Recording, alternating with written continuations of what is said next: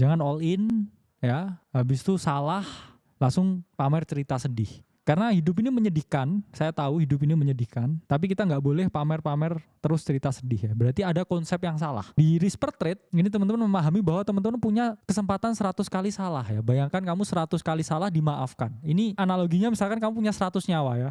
Kucing ini misalkan ketabrak 100 kali tapi masih hidup. Tapi kalau ketabrak ke 101 gimana bang ya? Ya mati ya. Tapi di sini teman-teman harus pahami ya. Dari 100 nyawa ini nggak mungkin ya kamu nggak bisa recover salah satu di sini. Itulah mengapa sangat penting ketika di future ini teman-teman harus menerapkan dua hal. Ya, satu ini adalah nggak pernah average down. Apa ini average down? Ini ketika teman-teman buat ya ini trading plan ya. Ini adalah entry, sini exit, di sini invalidasinya. Ketika teman-teman masuk di sini ya. Ketika harga turun, terstop loss udah. Jangan tiba-tiba di sini wah ini masih bisa bouncing nih ya sepertinya di sini. Apa saya matiin ya stop lossnya? Ya turun lagi. Wah turun lagi nih.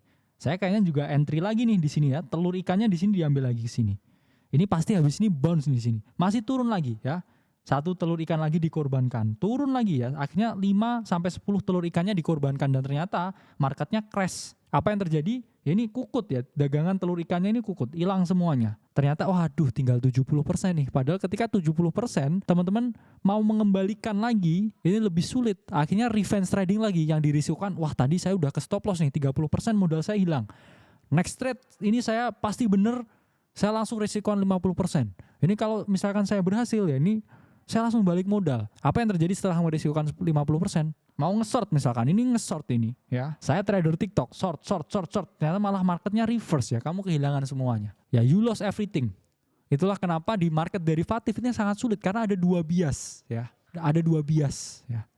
Inilah kenapa di sini harus teman-teman pahami, selalu pakai fixed entry. Jadi nggak ada yang namanya average down. Kedua, jangan hedge ya. No hedging. Hedging itu apa? Misalkan di sini teman-teman pasang posisi long ya. Saya long di sini. Ternyata masih ditarik turun ya. Posisi longnya ini nggak di close, oke? Tapi di sini ya udahlah saya di sini short juga ya. Ternyata di sini udah open short ya. Malah marketnya naik ya. Ini negatif, ini juga negatif. Terus ternyata dia masih turun, masih copi-copi di sini. Yang long ini udah negatif, short ini udah negatif ya. Keringatnya udah segede jagung ya, udah kayak wah, apa yang harus saya lakukan ya? Apakah pinjol? Ya, jangan seperti itu ya. Itulah kenapa never average down.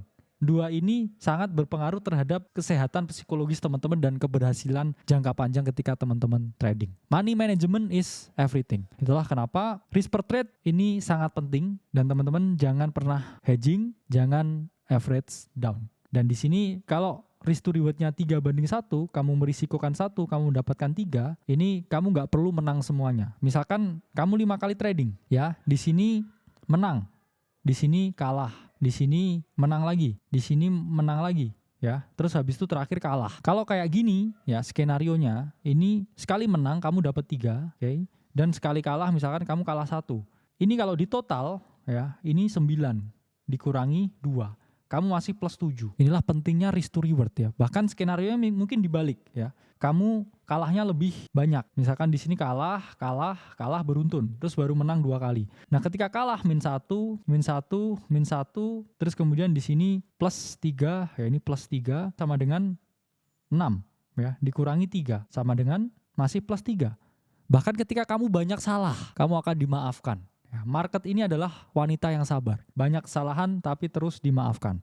Ya, itulah pentingnya menggunakan risk to reward yang baik. Gak ada yang istilahnya menang 100%. Ya, saya selalu benar. Saya selalu ini ya. Itu gak ada. Itu hanya ada di dunia fantasi. Jadi market bekerja seperti ini.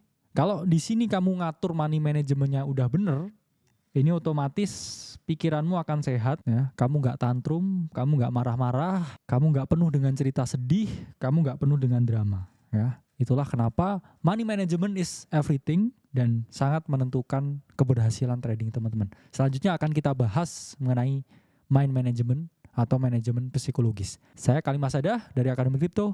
Sampai berjumpa di video selanjutnya.